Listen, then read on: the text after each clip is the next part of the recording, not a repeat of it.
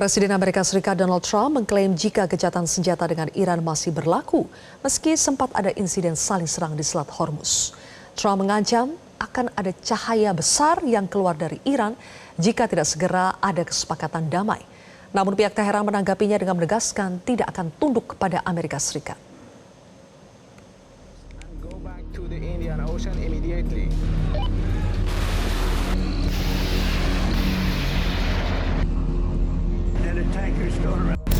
Ketegangan antara Amerika Serikat dengan Iran kembali memanas di tengah gencatan senjata yang masih berlaku. Presiden Amerika Serikat Donald Trump mengklaim pasukannya berhasil menggagalkan serangan Iran di Selat Hormuz. Selain membahas insiden militer yang saling serang di Selat Hormuz, Trump mengklaim proses negosiasi nuklir dengan Iran telah menunjukkan perkembangan.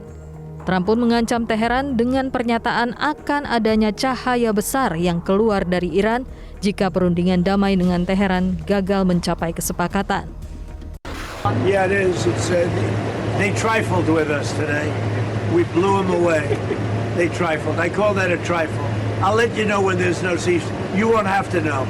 If there's no ceasefire, you're not going to have to know. You're just going to have to look at one big glow coming out of Iran. And they better sign their agreement fast. The talks are going very well, but they have to understand if it doesn't get signed, they're going to have a lot of pain. They're going to have a lot of pain. They want to sign it, I will tell you. They want to sign it a lot more than I do. Presiden Iran Masoud Pezeshkian menegaskan jika negaranya tidak akan tunduk pada tekanan, juga ancaman atau intimidasi asing, khususnya yang datang dari Amerika Serikat terkait program nuklir dan kedaulatan negara. Pezeshkian menyatakan jika dunia benar-benar menjunjung keadilan, maka Iran seharusnya diperlakukan sesuai aturan hukum internasional.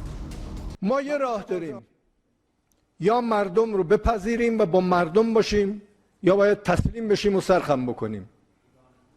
ما با مردم میمانیم و سرخم نمیکنیم. چیزی از این دنیا نمیخوایم. ما چیزی از این آمریکا، ما حق قانونی که در چارچوب‌های قوانین بین المللی رو میخوایم. هیچی خارج از اون نمیخوایم عمل کنیم. دنیا راست میگه با ما بر اساس قوانین بین المللی برخورد بکنیم. Sejauh ini Iran menilai Amerika Serikat masih ngotot dengan permintaan yang berlebihan dan tidak realistis dalam proses negosiasi serta kerap berubah sikap. Meski jalur diplomasi masih dibuka, situasi antara Amerika Serikat dengan Iran tetap berada dalam kondisi yang sensitif. Dunia kini menanti apakah perundingan akhirnya akan benar-benar membawa perdamaian atau justru memicu eskalasi konflik yang lebih besar. Pemirsa, Presiden Amerika Serikat Donald Trump menolak respons terbaru Iran atas proposal perdamaian Washington.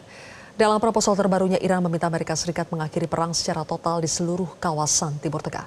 Pada saat yang sama, negara-negara barat seperti Inggris dan Perancis mulai mempersiapkan skenario pengamanan jalur perdagangan global melalui Selat Hormuz. Kami akan mengulasnya bersama dengan Majen TNI Purnawirawan Budi Pramono, Din Atas Pertahanan RI di Iran pada tahun 2009 hingga 2012. Selamat sore, Prof. Budi. Selamat sore, Mbak. Apa kabar? Baik, kabar baik. Prof. Budi, setelah berkali-kali jalur diplomasi gagal akibat permintaan berlebihan Trump, menurut Anda saat ini Amerika Serikat Iran itu berada di fase apa? Di fase coercive threat. Jadi kalimat untuk penggunaan nuklir kalau menurut saya ini adalah kalimat yang benar-benar mensinyalkan keseriusan, kemaksimalan dari military coercive diplomacy, dan ini sudah keluar kalimat yang sudah dirilis bahwa Trump akan menggunakan nuklirnya apabila terus-terusan Iran masih tidak mau menerima proposal yang diberikan oleh Amerika. Saya kira itu, Mbak. Oke, jadi Prof. Budi, menurut Anda kali ini ancaman Trump itu punya bobot yang serius atau hanya sekedar bluffing atau bagaimana, Prof? Ancaman yang serius, kalau bluffing mungkin sebelum kalimat ini. Tapi ancaman yang serius ini pun bisa dijawab bahwa kemungkinan untuk menggunakan senjata nuklir itu masih belum besar kemungkinannya. Kenapa? Karena resiko dari penggunaan nuklir ini tentunya berakibat sangat fatal kalau menurut saya. Kenapa demikian? karena legally ya ini kan Iran secara legal adalah penganut dari NPT dan dia memang patuh dengan syarat-syarat yang diberikan oleh NPT. Nah, kalau misalnya terus seorang Trump benar-benar melakukan serangan nuklir, ini kan sebetulnya memicu, Mbak, untuk apa kita tunduk sama NPT kalau begini adanya, sehingga ini akan menjadi nuclear proliferation atau armed proliferation, artinya perlombaan senjata, arms race, perlombaan pembuatan nuklir, sehingga ini justru memancing negara-negara lain yang tadinya dia benar-benar tidak melaksanakan program pengayaan nuklir, jadi ikut pengayaan program nuklir. Jadi sekali lagi, Mbak, bahwa apa yang dilakukan Trump ini memang sudah coercive threat, bukan hanya sekedar bluffing, dan ini sudah pada titik puncak di mana selama ini tekanan-tekanan dia, kemudian gaya-gaya dia untuk mengganti-ganti terminologi operasi ini, operasi itu, operasi ini, operasi itu, ini rupanya tidak kena sama Iran, sehingga dia kalimat nuklirnya lah dia keluarkan. Tapi sekali lagi, ini masih bagi saya belum ke arah sana, Mbak, belum ke arah sana. Bagaimanapun seorang Trump tidak pada nyalinya menggunakan itu. Kenapa? Sekali dia menggunakan itu, Mbak, kalau menurut saya, maka ya secara legal ya ini Rusia dan Cina tentunya akan involve. Lagian kalau misalnya ini dilakukan oleh Trump, lagi-lagi secara hukum internasional Trump pun akan terjerat dengan hukum tersebut, melanggar hukum tersebut. Apalagi pada fase sedang ceasefire yang saat sekarang ini. Begitu, Pak, menurut saya. Oke, baik Prof, yang jelas menurut Anda ini adalah coercive threat. Kalau begitu menurut Anda bagaimana Iran akan menghadapi ancaman terbaru ini? Apakah hanya berdiam diri atau dengan strategi yang sebelumnya sudah pernah diterapkan, atau akan muncul strategi-strategi baru dari Iran? Strategi untuk menangkal nuklir kalau menurut saya tentunya tidak bisa, Mbak, ada anti-nuklir dan lain sebagainya. Ini bukan rudal, kemudian ada Iron Dome-nya, atau ditembak di atas dengan anti-balistik dan lain sebagainya. Yang ada adalah Iran akan bisa tetap bertahan ya, dengan defense pasifnya dalam hal ini, terutama penggunaan bunker-bunker. Kalau toh itu masih bisa bertahan. Yang jelas, conventionally dia tidak akan melakukan serangan balik sampai ada keputusan yang sangat masif dan urgent untuk melakukan itu. Karena pada dasarnya Iran sampai detik ini belum terbukti bahwa weaponization, nuclear for war yang ada pada dia ya nuclear for peace. Makanya ini akan dunia yang akan mengecam Amerika apabila dia menggunakan itu. Sekali lagi akan terjadi armed proliferation, jadi arms race dalam hal ini. Oke. Bolak-balik sudah, Prof, proposal yang diajukan Iran kepada Amerika Serikat maupun sebaliknya tidak bisa diterima kedua belah pihak. Menurut Anda apa poin krusial yang membuat negosiasi itu selalu alot dan deadlock? Apakah masih soal nuklir dan juga Hormuz?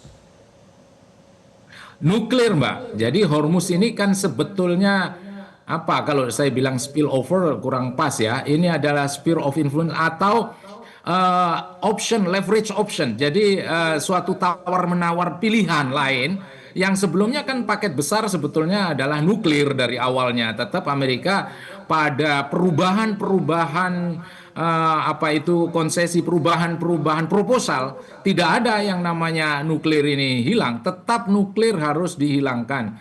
Tetap pengayaan nuklir juga harus di stop. Jadi ini semua adalah untuk menghilangkan nuklir, tetap pada tujuan awal dan paket besar Amerika yang tentunya blokade keras, buka Hormuz, nuklir dizerokan. Tetap seperti itu, Mbak. Ini sebetulnya titik krusial yang tidak saya pikir tetap konsisten dari kekonsistenan. Jadi tetap konsisten bahwa tetap nuklir yang menjadi titik di mana unbargainable position.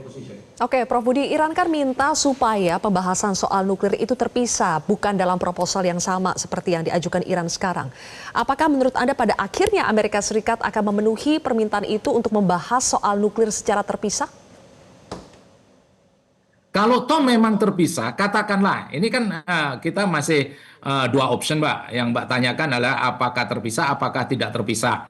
Kalau persepsi saya, ini satu paket besar, jadi tidak terpisah, tidak bisa dipisah-pisahkan karena memang itu keinginan awal dari Amerika bahwa nuklir is the most important thing. Tapi kalau toh terpisah katakanlah terpisah dan Amerika mengiyakan, sebetulnya lesson learned ini kan sudah pernah ada di JCPOA dengan pengayaan yang sudah diatur, terukur, kemudian diserahkan ke Rusia. Nah, mungkin untuk ke depan yang Iran boleh atau ditolerir oleh Iran, nah nantinya Iran mau tidak mau ya IAEA inspeksinya kasih jalan, ya kan, amankan inspeksinya CIA.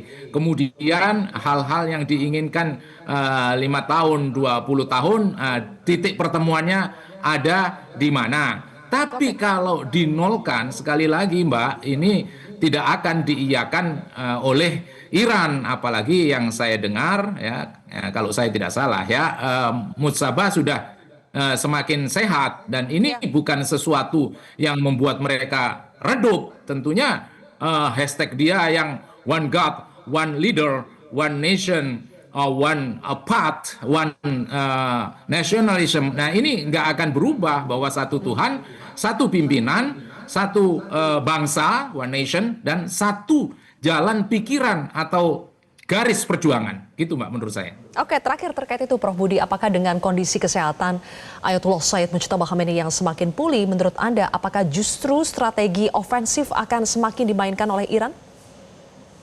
Exactly Mbak, itu yang saya mau lanjutkan tadi omongan saya, bahwa dengan seperti ini maka keinginan dan proposalnya semakin terkunci, bukan semakin menurun. Semangat rakyat Iran untuk memenangkan proposalnya semakin tinggi. Kenapa demikian? Karena semakin tahu mereka dengan fragile-nya Project Freedom, dengan ceasefire yang banyak pelanggaran, ini tidak akan membuat mundur, justru merasa strategically Iran ini menang di posisi tawar-menawar. Meskipun Iran ya harus bisa menanggung blokade keras, Iran harus bisa menanggung economically decrease, drop, dan Iran juga harus siap-siap menanggung bagaimana perjalanan Prancis, kapal Prancis di Laut Merah yang menuju Teluk Aden, belum lagi kapalnya Inggris yang juga datang, dan ini disambut oleh petinggi Iran bahwa jangan sekali-kali, ini kalau istilah kita Mbak kan very very close, nyerempet bahaya jadinya. Kenapa? Karena ini sangat rawan dengan adanya mirror imaging. Bagaimana nanti kalau salah lirik? Bagaimana kalau ini ternyata kemudian dinilai membantu blokade, padahal memang Perancis tidak membantu blokade tersebut. Dia hanya untuk membantu kelancaran perdagangan komersial. Jadi sekali lagi Mbak, ke depan ini semakin lama semakin mengkerucutnya. Sudah situasi negara-negara lain datang, ditambah lagi kalimat dari Trump bahwa saya akan gunakan nuklir, ini kan semakin mengunci. Tapi dibarengi juga dengan situasi yang ditunggu rakyat Iran, bagaimana yang tadi one God, one leader, one nation tadi, leadernya sudah getting better. Nah, getting betternya ini ya semakin membuat Iran Mbak, endurance-nya semakin naik. Baik, oke. Maya Jenteni, Purnawirawan Budi Pramono, terima kasih atas analisa Anda di program Metro hari ini. Jelajahi cara baru mendapatkan informasi. Download Metro TV Extend sekarang.